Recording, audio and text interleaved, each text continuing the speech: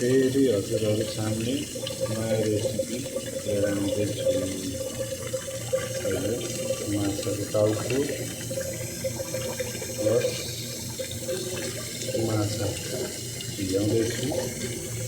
अब यो बनाएपछि देखाउँछु हजुरहरू। दर्शक महानुभावहरूलाई यो आज बनाएर देखाउँछु। आजको रेसिपी यो माछा झोल माछा बनाउँछु। माछा धोएर पनि रेडी भयो। र यो माछा सफा गरेर धोएर रेडी गराएको माछा माछा यो हो। माछा धोएर रेडी भइसक्यो। मसला बेसार अनि अलिकति धुलो खुर्सानी अनि अलिकति तेल अनि अब यसलाई मोड्नुपर्छ। माछा मसला, नुन, बेसार, अलिकति धुलो खुर्सानी हालेर मोलेको माछा हेर्नुलाई। अब यसलाई फ्राई गर्न जाँदैछु म। हेर्नु होला। दाल पनि पाक्दैछ अनि यता तेल गरम हुँदैछ। तेल गरम भइसकेपछि माछा हाल्ने। अलिक चिसोमा हाल्यो भने फेरि टाँसिन्छ कि, त्यही भएर अलिक बढी तातेर हाल्दाखेरि ठिक हुन्छ माछा फ्राई गर्दा। माछा फ्राई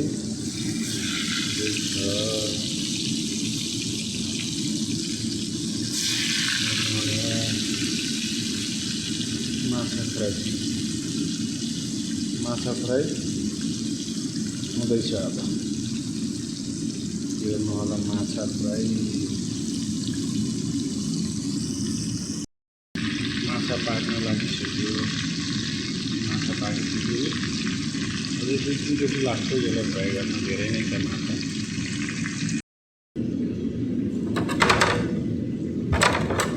अब म माछाको लागि प्याज काट्दैछु।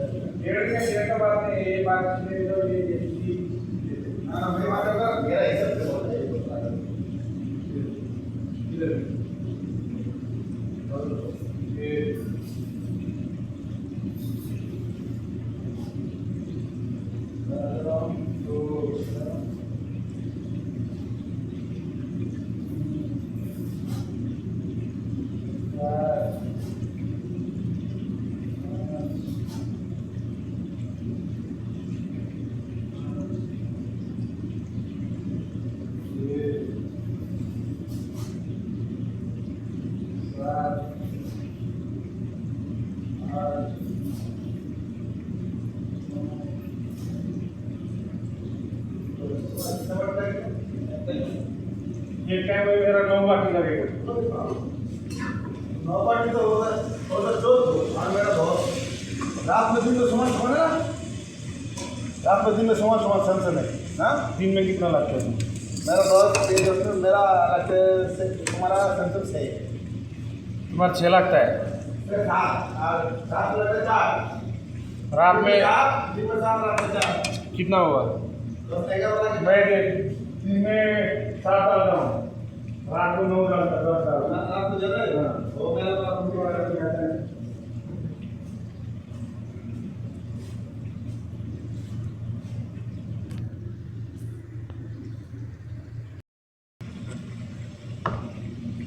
माछाको लागि प्याज काट्दैछु।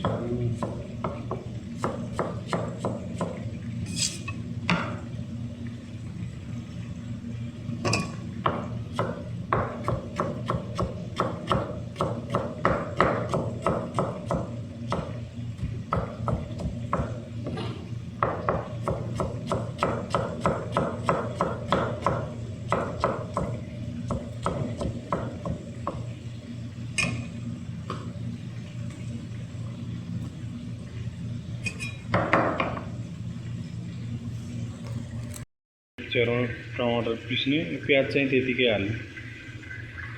मिक्सचरमा चाहिँ टमाटर पिस्ने।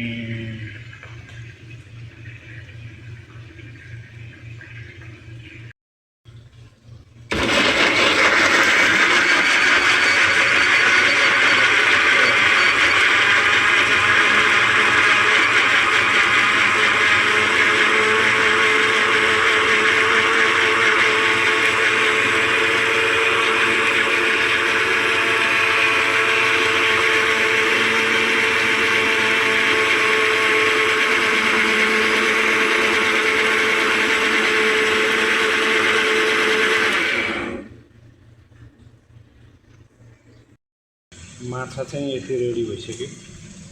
अझै छ यहाँ अलिकति। माछा चाहिँ यति रेडी भयो। बाँकी चाहिँ यहाँ छ अलिकति फ्राई हुँदैछ। माछा मसला बनाउँदैछु। धनियाँ, तोरीको दाना, जिरा, अदुवा, लसुन, अनि यता प्याज, टमाटर पेस्ट, अनि अब यसलाई पनि पिस्छु म। पिसेपछि हजुरहरूलाई देखाउँछु।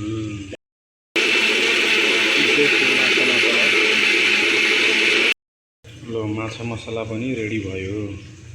टमाटर, प्याज, यो अदुवा, लसुन, अनि जिरा, तोरीको दाना, धनियाँ यो पनि रेडी भयो। फ्राई गरेर माछा पनि फ्राई गरेर रेडी भइसक्यो। यो चाहिँ त्यही मसला मोलेको भाँडामा हालेको। यता यति छ, यता यति छ।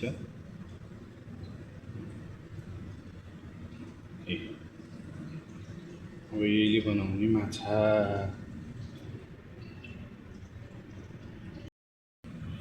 फिस फ्राई, माछा फ्राई।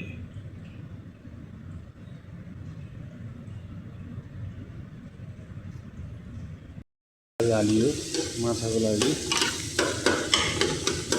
प्याज हालियो माछाको लागि। अब माछाको ग्रेभी बनाउने चाहिँ त्यसपछि माछा हालिन्छ। प्याज पनि पाक्दैछ। प्याज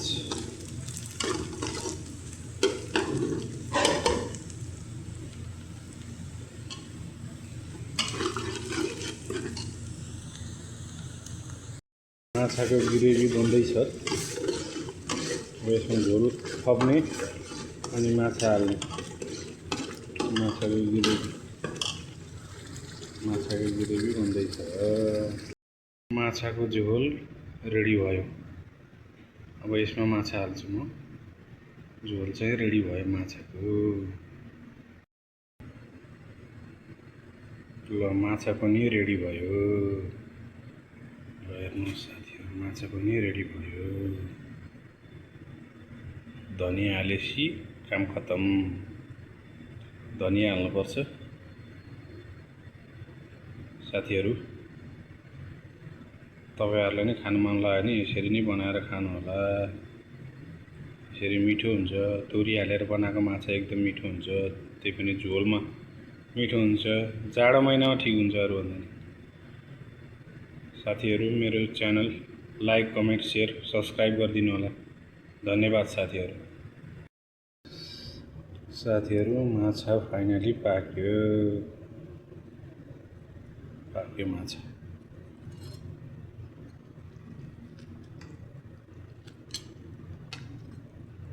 यो माछाको झोल माछा, यो चाहिँ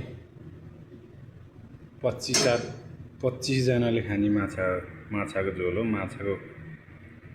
माछा बनाएको मैले साथीहरू, धेरै क्वान्टिटीको भएर यस्तो देखिएको। धन्यवाद। Fish curry ready, fish curry ready.